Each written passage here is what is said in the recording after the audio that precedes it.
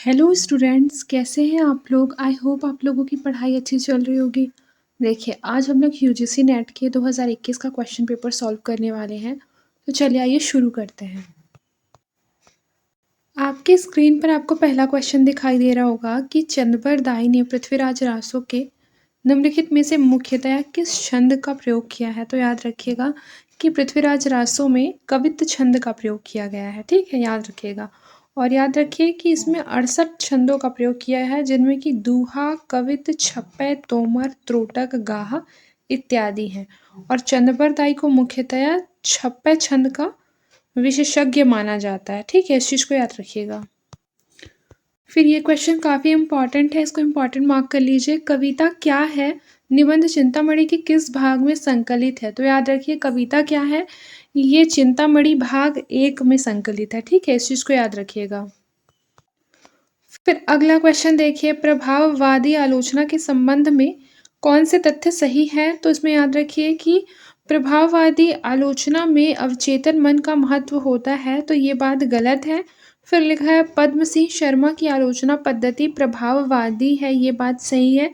फिर लिखा है आलोचक स्वयं एक प्रकार की रचना करने लगता है, नहीं ऐसा नहीं है। फिर है कि सहृदय आलोचक काव्य कृति को पढ़कर प्रभाव ग्रहण करता है, ये बात सही है। यानी कि ऑप्शन नंबर डी जो होगा ये इसका करेक्ट आंसर होगा।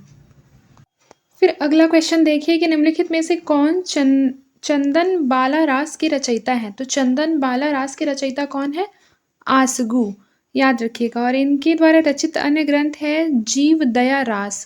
पहला है चंदन बाला रास और जीव दया रास। ठीक है, किसका है, आसगु का। ये क्वेश्चन इस बार आ सकता है, इसको अच्छे से एक बार देख लीजिएगा। देखिए, नेमिनाथ रास रचना है किसकी, मुनि सुमतिगढ़ की। फिर है रेवंतगिरी रास, ये विजय सेन सूरी की है। श्रावकाचार्य देवसेन की है। स्थूलीभद्र रास जिनधर्म सूरी की है। ठीक है, इस चीज को याद रखिएगा। फिर देखिए अगला क्वेश्चन क्या है कि हिंदी साहित्य की भूमिका। ठीक है, प्रकाशन वर्ष के अनुसार रचनाओं का सही अनुक्रम लगाना है। तो सबसे पहले हिंदी साहित्य की भूमिका लिखी गई थी, उसके पश्चात कौन सी लिखी गई थी बताइए, कबीर। उसके पश्चात हिंदी साहित्य का आदिकाल, फिर मध्यकालीन बोध का स्वरूप। यानी कि ऑप्शन नंबर डी जो होगा ये इसका करेक्ट आंसर होगा। फिर देखिए अगला क्वेश्चन क्या है, हिंदी साहित्य की भूमिका। हिंदी साहित्य की भूमिका का प्रकाशन वर्ष क्या है, 1940। उसके बाद कबीर, कबीर का प्रकाशन वर्ष है 1941। फिर है हिंदी साहित्य का आदिकाल 1952। उसके बाद है मध्यकालीन बोध का स्वरूप 1970। ठीक है, इस चीज को याद रखिएगा, ये काफी इंपॉर्टेंट है। फिर अगला क्वेश्चन देखिए, निम्नलिखित में से किस उपन्यास में ईस्ट इंडिया कंपनी द्वारा भारत के आर्थिक शोषण और लूट का यथार्थ चित्रण हुआ है। तो उसका करेक्ट आंसर हो जाएगा परीक्षा गुरु। ठीक है, परीक्षा गुरु जो कि 1882 में लिखा गया है, ये लाला श्रीनिवास दास का उपन्यास है। और आचार्य रामचंद्र शुक्ल जी ने परीक्षा गुरु को अंग्रेजी के ढंग का हिंदी का पहला उपन्यास माना है। फिर अगला देखिए, हाय रुक गया यही संसार, बना सिंदूर अनल अंगार, वात हत लतिका वह सुकुमार, पड़ी है छिन्नाधार। इस काव्यांश का प्रतिपाद्य क्या है। तो इस चीज को याद रखिए, इस काव्यांश का प्रतिपाद्य है कि पुरुष के बिना स्त्री का कोई अस्तित्व नहीं है। ठीक है, ऑप्शन नंबर बी, ये सुमित्रा नंदन पंत जी की कविता परिवर्तन से ली गई पंक्ति है कि हाय रुक गया यही संसार, बना सिंदूर अनल अंगार। फिर अगला क्वेश्चन देखिए कि प्रकाशन वर्ष के अनुसार निम्नलिखित उपन्यासों का सही अनुक्रम क्या है। तो देखिए सबसे पहले है शेखर एक जीवनी, उसके पश्चात बाण भट्ट की आत्मकथा, फिर मैला आंचल, उसके बाद तमस। याद रखिए तमस जो है ये 1973 में लिखा गया है। ठीक है, सबसे लेट में यही लिखा गया है, यानी कि ऑप्शन नंबर डी जो होगा ये इसका करेक्ट आंसर होगा। देखिए अज्ञेय द्वारा लिखी गई शेखर एक जीवनी का जो प्रथम भाग है वो 1940 में प्रकाशित हुआ था। द्वितीय भाग है वो 1944 में प्रकाशित हुआ था। बाण भट्ट की आत्मकथा जो है वो हजारी प्रसाद द्विवेदी की है, 1946 में प्रकाशित हुआ था। मैला आंचल जो है वो फणीश्वर नाथ रेणु का है, 1954 ईस्वी में प्रकाशित हुआ था। तमस, तमस जो है भीष्म साहनी का है, 1973 में प्रकाशित हुआ था। ठीक है, ये सब आपको याद रखना है। देखिए ये आपके लिए काफ़ी इंपॉर्टेंट हो जाता है, पाश्चात्य समीक्षक और उनके ग्रंथ। सबसे पहले प्लेटो, प्लेटो का ग्रंथ है इयान। फिर है बिमसाट, बिमसाट WK, इसका ग्रंथ है literary criticism a short history. उसके बाद कॉलरिज, कॉलरिज का है लेक्चर्स ऑन शेक्सपियर। उसके बाद है फ्रैंक रेमंड लिविस, इसका हो जाएगा द ग्रेट ट्रेडिशन। ठीक है, याद रखिएगा इस चीज को। फिर देखिए अगला, निम्नलिखित में से किस आचार्य ने रीति का एक भेद अवंती को माना है? तो रीति का भेद अवंती को माना है भोजराज ने। ठीक है, याद रखिएगा। आचार्य वामन ने रीति के 3 भेद माने हैं, वैदर्भी रीति, गौड़ी रीति और पांचाली रीति। ठीक है, इस चीज को याद रखिएगा। फिर अगला क्वेश्चन देखिए कि भारत दुर्दशा के आखिरी अंक में भारत भाग्य क्या करता है? तो याद रखिए भारत जो भाग्य है वो भारत को जगाता है। ऑप्शन नंबर ए इसका करेक्ट आंसर है। और आपको याद होना चाहिए कि जो भारत दुर्दशा है प्रकाशन वर्ष इसका 1912 है। और ये भी याद रखिए कि ये भारतेंदु हरिश्चंद्र के द्वारा लिखा गया है। ठीक है, और ये भी आपको याद रखना है कि इस नाटक में कुल 6 अंक हैं। कितने अंक हैं? 6 अंक है। और 6वां अंक में भारत भाग्य नामक केवल एक पात्र का संवाद है। ठीक है, याद रखिएगा। तो ये भी पूछा जा सकता है कि 6वें अंक में किसका संवाद है? भारत भाग्य नामक पात्र का। फिर अगला क्वेश्चन देखिए, अगला क्वेश्चन क्या है कि निम्नलिखित में से अस्तित्ववाद की विशेषताएं कौन सी है? तो याद रखिएगा अस्तित्ववाद की विशेषताएं कौन सी है? जीवन की निरर्थकता का बोध, उसके बाद है मृत्यु बोध। ठीक है, इस चीज को याद रखिए, जीवन की निरर्थकता का बोध एवं मृत्यु बोध, ये अस्तित्ववाद की विशेषताएं हैं। यानी ऑप्शन नंबर बी जो हो जाएगा ये इसका करेक्ट आंसर होगा। फिर आइए फिर अगला क्वेश्चन देखते हैं कि क्या भूलूं क्या याद करूं में लेखक ने अपने पिता के किस प्रकार के गीता वाचन का उल्लेख किया है? तो इसका जो करेक्ट आंसर हो जाएगा ये हो जाएगा मौन रहकर। ठीक है, इस चीज को याद रखिएगा, मौन रहकर। फिर है क्या भूलूं क्या याद करूं आत्मकथा के लेखक जो है वो हरिवंश राय बच्चन है।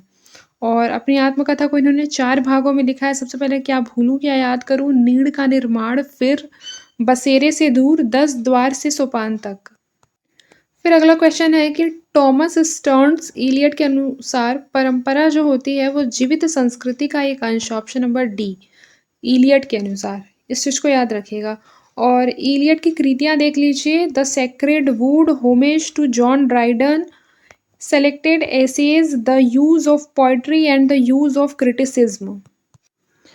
चंद्रदेव से मेरी बातें हिंदी साहित्य की पहली कहानी थी जिसने अपने समय की राजनीति और अर्थनीति को केंद्रीय कथ्य बनाया। यह किसका कथन है? तो याद रखिए यह भवदेव पांडे का कथन है। ठीक है, इस चीज को याद रखिएगा।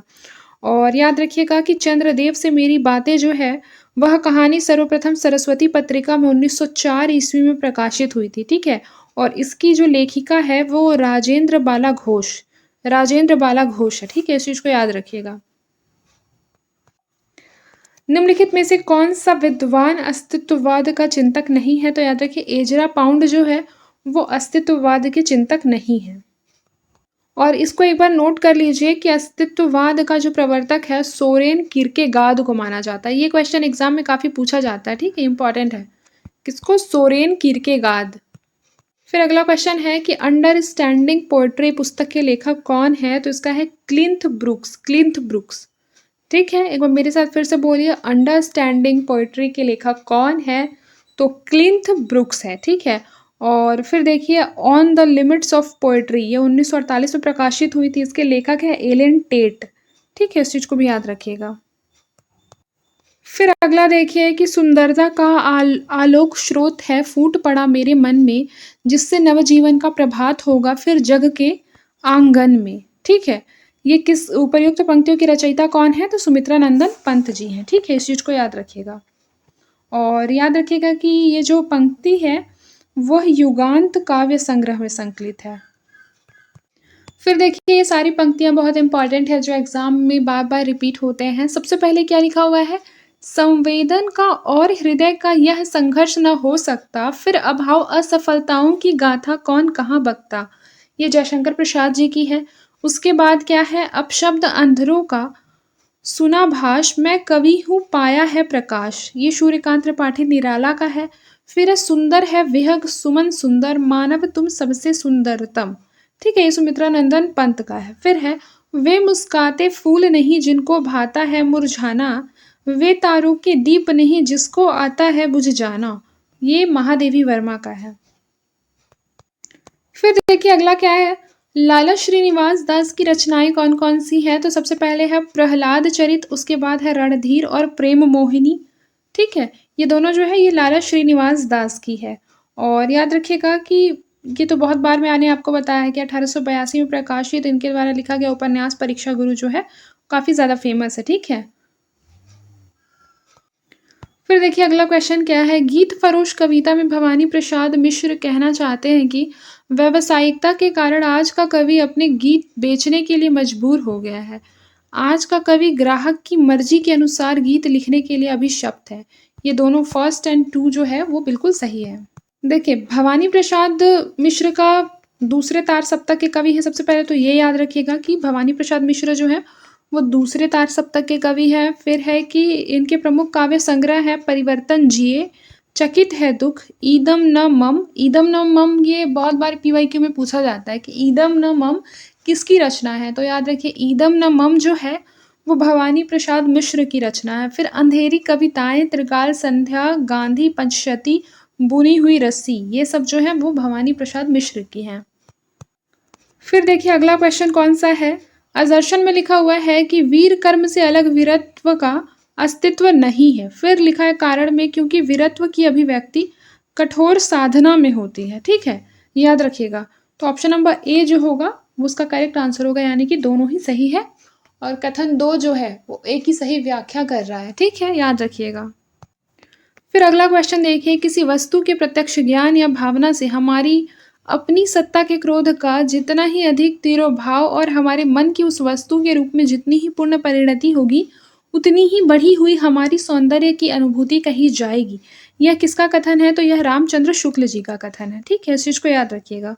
और ये जो है इनकी प्रसिद्ध रचना हिंदी साहित्य का इतिहास का प्रकाशन वर्ष कब है शुक्ल जी का? 1929। देखिए कथन सूची एक को सूची दो से सुमेलित करना है। सबसे पहले लिखा है मिलन के पल केवल दो चार, विरह के कल्प अपार। ठीक है, ये है परिवर्तन कविता में लिखा गया है। फिर उसके बाद है तुम भूल गए पुरुषत्व मोह में कुछ सत्ता है नारी की। ठीक है, ये जो है कामायनी रचना में है। ठीक है, फिर सिंधु की निःसीमता पर लघु लहर का लास कैसा, दीप लघु शिर पर धरे आलोक का आकाश कैसा। ठीक है, ये जो है ये सांध्य गीत का है। ठीक है, फिर उसके बाद है उपल वृष्टि हुई तम छा गया, पट गई मही कंकर पात से।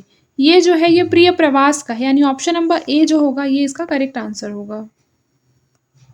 फिर अगला क्वेश्चन है कि भाषा भूषण का विवेच्य है अलंकार। ऑप्शन नंबर बी अलंकार। और देखिए भाषा भूषण नामक ग्रंथ के जो लेखक है वो जसवंत सिंह है। ये क्वेश्चन भी पूछा जा सकता है कि भाषा भूषण ग्रंथ के लेखक कौन है? तो जसवंत सिंह है। फिर अगला क्वेश्चन देखिए क्या लिखा हुआ है। कुबेर नाथ राय के निबंध संग्रह कौन कौन से हैं? तो सबसे पहले लिखा हुआ है कामधेनु, फिर लिखा है आगम की नाव। ठीक है, कामधेनु और आगम की नाव जो है वो कुबेर नाथ राय का निबंध संग्रह है।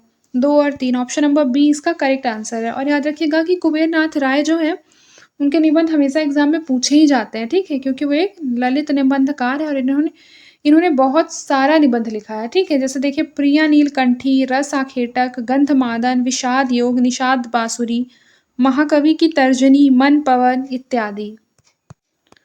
फिर देखिए अगला क्वेश्चन देखते हैं क्या लिखा हुआ है। प्रकाशन वर्ष के अनुसार निम्नलिखित रचनाओं का सही अनुक्रम क्या है? देखिए सबसे पहले लिखा हुआ है प्रेमचंद एवं उनका युग, उसके बाद भारत की भाषा समस्या, उसके बाद भारतेंदु युग और हिंदी भाषा की विकास परंपरा, उसके बाद है मार्क्स और पिछड़े हुए समाज, यानी ऑप्शन नंबर सी जो होगा ये इसका करेक्ट आंसर होगा। देखिए प्रेमचंद और उनका युग रचना जो है वो 1952 में प्रकाशित हुई थी। भारतेंदु युग और हिंदी भाषा की विकास परंपरा 1985 में, भारत की भाषा समस्या 1978 और मार्क्स और पिछड़े हुए समाज 1986। इन सभी रचनाओं के रचनाकार जो है वो डॉक्टर रामविलास शर्मा। ये तो काफ़ी इंपॉर्टेंट है। जैसे मान लीजिए कि आपके आने वाले एग्जाम जैसे 8 जनवरी को ये क्वेश्चन आता है कि भारत की भाषा समस्या के लेखक कौन है? तो भारत की भाषा समस्या के लेखक कौन है? रामविलास शर्मा। प्रकाशन वर्ष बताइए? 1978। इस तरीके से याद रखिएगा। फिर देखिए अगला क्वेश्चन क्या है। अजर्शन में लिखा हुआ है कि नाटक का केवल एक उद्देश्य जनोपदेश है। देखिए तो यहाँ केवल नहीं लिखा, सॉरी, नाटक का एक उद्देश्य जो है जन-उपदेश है, तो बिल्कुल सही है, नाटक जो है जन-उपदेश के लिए ही किया जाता है, ठीक है? बिल्कुल सही है। फिर उसके बाद है क्योंकि नाटक में उपदेश के सिवा कोई और बात नहीं हो सकती। ऐसा नहीं है और भी हो सकता है, लेकिन उसका एक उद्देश्य हो सकता है जन-उपदेश। तो इसका जो रीज़न दिया हुआ है ना वो रॉन्ग है, यानी कि करेक्ट आंसर होगा ऑप्शन नंबर सी। फिर देखिए अगला क्वेश्चन क्या है, सबसे पहले लिखा हुआ है चित्तौड़ का सर्वनाश। चित्तौड़ का सर्वनाश के जो लेखक हैं, कौन है बताइए? रूपनारायण पांडे। ए का थ्री देखिए, एक ठो भी हमको पता होगा तो मिल जाएगा, ऑप्शन नंबर ए। अब यहाँ पे पढ़ लीजिए, चित्तौड़ का सर्वनाश जो है रूपनारायण पांडे उसके लेखक हैं। बसंत के हैं भारतेंदु हरिश्चंद्र, जुलूस रुका है विवेकी राय का है, गांव का मन विद्यानिवास मिश्र। फिर देखिए अगला क्वेश्चन क्या है, सप्तपर्णी। सप्तपर्णी के जो लेखक है वो गिरिराज किशोर है, ए का टू, ठीक है। लौटा ओ धार दूधनाथ सिंह का है, हम हशमत कृष्णा सोबती का है, आज की अतीत भीष्म साहनी का है, ठीक है, याद रखिएगा।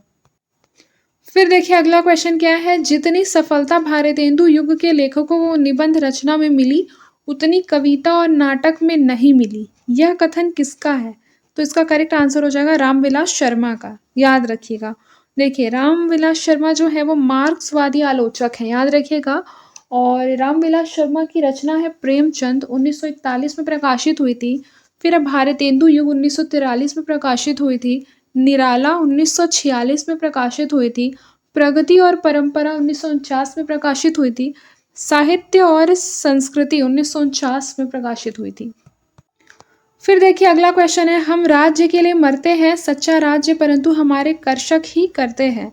इस प्रसंग में उर्मिला का कौन सा विचार सही नहीं है? तो याद रखिएगा इसमें उर्मिला का कौन सा विचार सही नहीं है कि राज्य सुख भाग्यशाली लोगों को प्राप्त होता है, ये बात सही नहीं है, ठीक है।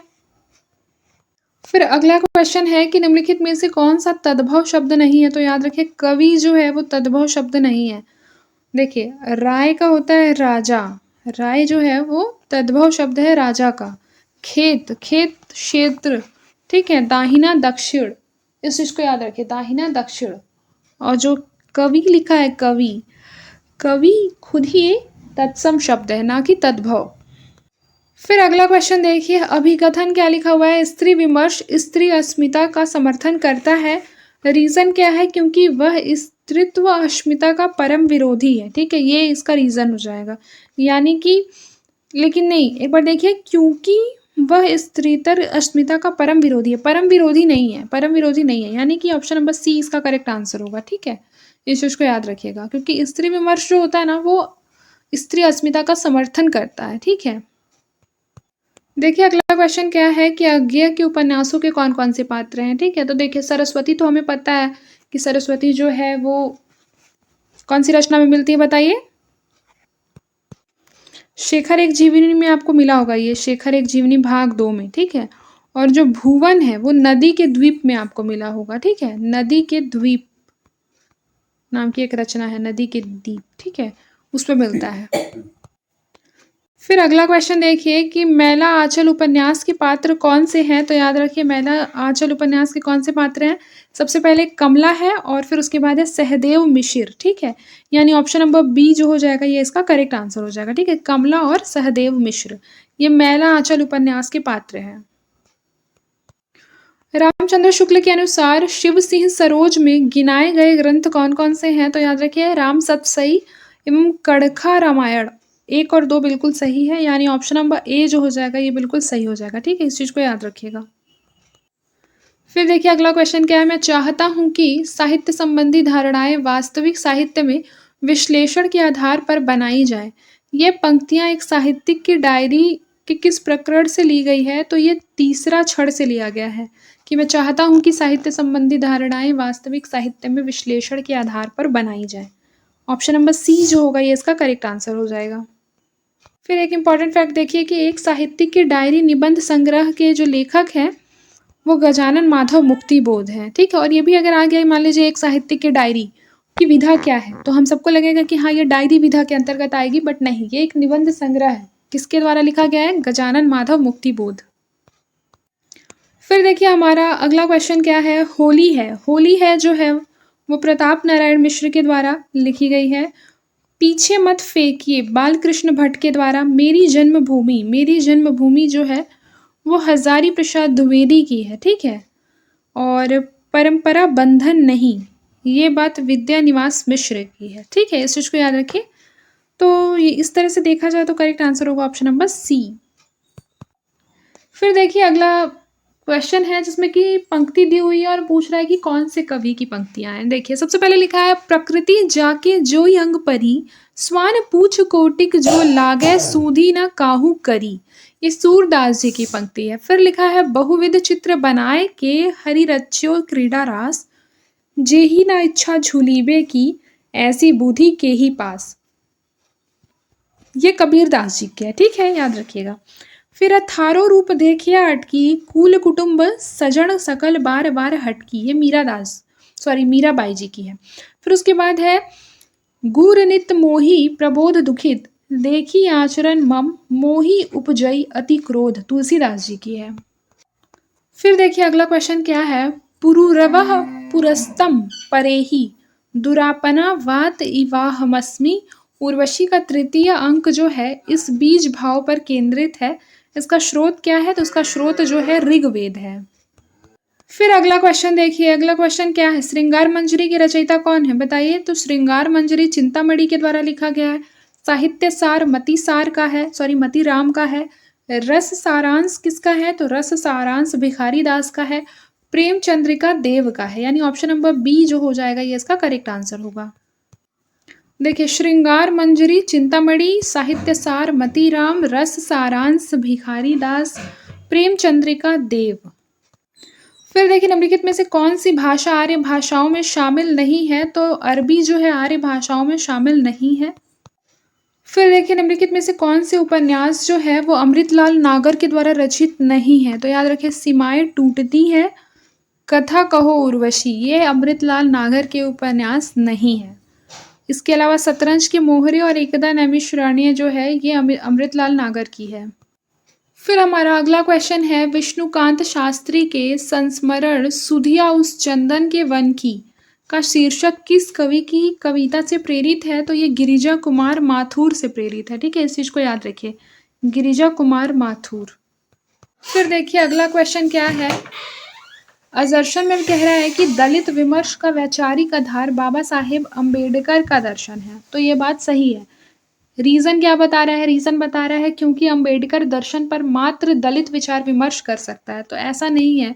ये जो मात्र एक्सट्रीम वर्ड हो जाएगा, मैंने आपको टिप्स वाली क्लास में बताया था कि जो मात्र रहता है वो रॉन्ग होता है, ठीक है। तो ये रॉन्ग, ये राइट, यानी ऑप्शन नंबर सी इजीली हमारा आंसर निकल कर आ जाता है।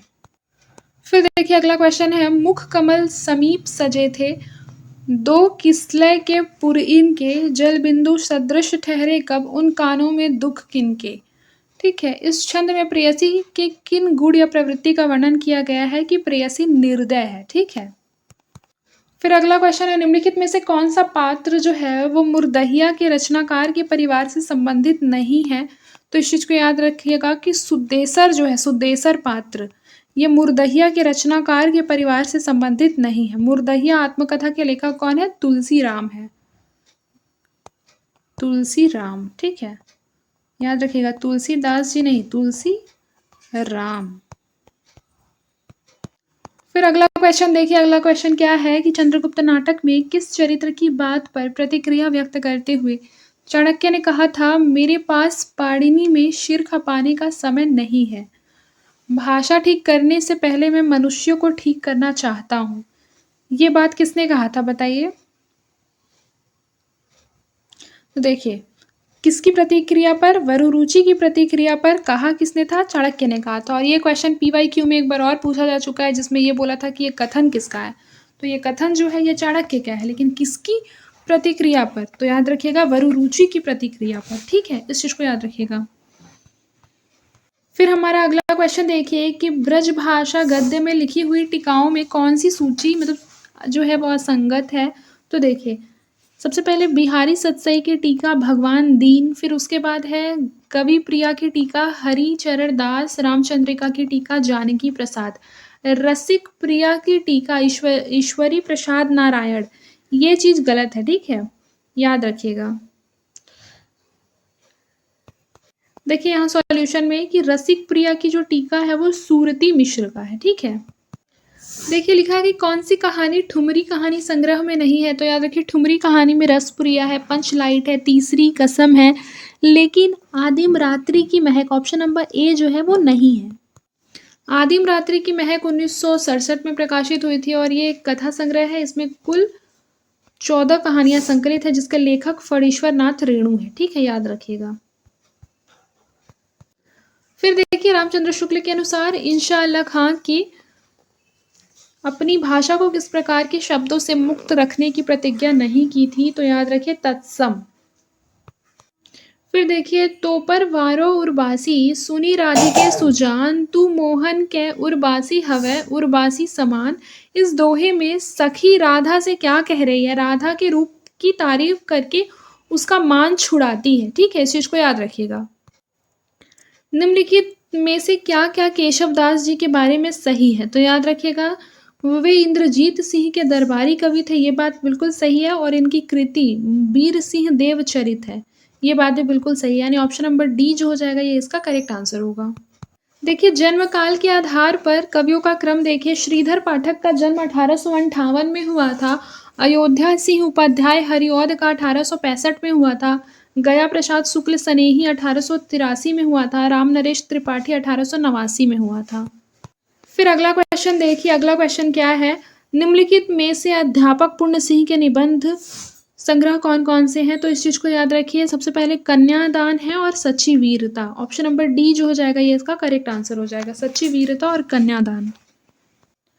फिर देखिए अगला क्वेश्चन, अमीर खुसरो के बारे में सही तथ्य कौन से हैं? तो इस चीज को याद रखिएगा, वे निजामुद्दीन औलिया के शिष्य थे, ये बात सही है। उसके अतिरिक्त वे ईरान और भारत के फारसी में लिखने वाले चोटी के कवियों में से थे, ये बात भी सही है, यानी 2 और 3 सही है, ऑप्शन नंबर सी इसका करेक्ट आंसर है। फिर देखिए हमारा अगला क्वेश्चन है, स्वाधीनता प्राप्ति से पूर्व पंजाब में पैदा हुए सांप्रदायिक तनाव और उससे जुड़ी क्रूरताओं का अंकन किस उपन्यास में किया गया है? इसका करेक्ट आंसर हो जाएगा ऑप्शन नंबर बी, तमस। फिर देखिए हमारा अगला क्वेश्चन है कि प्रकाशन वर्ष के अनुसार निम्नलिखित उपन्यासों का सही अनुक्रम क्या है? तो याद रखिए सबसे पहले झूठा सच, झूठा सच जो है ये 1958 में लिखा गया है। उसके बाद देखिए राग दरबारी जो श्री लाल शुक्ल का है, राग दरबारी, ये 1968 में लिखा गया है। उसके बाद है मानस का हंस, मानस का हंस 1972 में लिखा गया है। उसके बाद है जिंदगी नामा, जिंदगी नामा 1979 में लिखा गया है। इस तरीके से यदि देखा जाए करेक्ट आंसर होगा ऑप्शन नंबर ए। फिर देखिए हमारा अगला क्वेश्चन क्या है, निम्नलिखित में से किसके मतानुसार इतिहास की व्याख्या द्वंदात्मक पद्धति के आधार पर होनी चाहिए? तो हीगल के अनुसार इतिहास की व्याख्या द्वंदात्मक पद्धति के आधार पर होनी चाहिए। फिर देखिए अगला क्वेश्चन क्या है, अरे यायावर रहेगा याद में संकलित परशुराम से तुरखम पाठ के संदर्भ में निम्नलिखित में से क्या क्या सही है? तो देखिए सबसे पहले लिखा है एक टायर की राम कहानी, ये सही है। फिर उसके बाद क्या है, लेखक के चालक की कहानी, ये सही है, यानी कि ऑप्शन नंबर सी जो हो जाएगा ये हमारा करेक्ट आंसर होगा। फिर देखिए हमारा अगला क्वेश्चन क्या है कि प्रिय प्रवास के संदर्भ में कौन सा कथन सही है? ठीक है, देखिए प्रिय प्रवास खड़ी बोली हिंदी का पहला महाकाव्य है, और फिर दूसरा है कि इसमें छंदों में तुकांतता नहीं है, ठीक है, यानी कि 2 और 3 जो हो जाएगा ये बिल्कुल सही हो जाएगा, ऑप्शन नंबर डी जो हो जाएगा ये बिल्कुल करेक्ट आंसर है। फिर देखिए पुरूरवा द्वारा कहे गए संवाद कौन से हैं? पुरूरवा द्वारा, तो याद रखिएगा मैं तुम्हारे साथ का लीला कमल हूँ, ये चीज पुरूरवा ने बोला था। फिर उसके बाद पुरूरवा ने क्या बोला, प्रेम केवल जलन नहीं वरन अमृत शिखा भी है, ठीक है, ऑप्शन नंबर डी इसका करेक्ट आंसर है। देखिए परिंदे संग्रह में संकलित कहानियों की संख्या कितनी है? 7। फिर देखिए अगला क्वेश्चन क्या है, लाहौर, लाहौर जो है, लाहौर देखिए लाहौर जो है झूठा सच, उसके पश्चात है शिवपालगंज, शिवपालगंज का है राग दरबारी, उसके बाद है कान्यकुब्ज, कान्यकुब्ज जो है बाण भट्ट की आत्मकथा, उसके बाद है अमृतसर, अमृतसर उसने कहा था, ठीक है। फिर अगला क्वेश्चन है कि कौन निर्गुण भक्ति काव्य के कवि नहीं है? तो याद रखिए निर्गुण भक्ति काव्य के कवि कौन से नहीं है? ईश्वर दास, ईश्वर दास जो है वो निर्गुण भक्ति काव्य के कवि नहीं हैं। फिर देखिए अगला क्वेश्चन क्या है, निम्नलिखित ग्रंथों को कालानुक्रम में व्यवस्थित कीजिए। तो देखिए सबसे पहले लिखा हुआ है काव्यादर्श, काव्यादर्श के बाद आएगा काव्यालंकार, सूत्रवृत्ति, उसके बाद अभिनव भारती, उसके बाद है औचित्य विचार।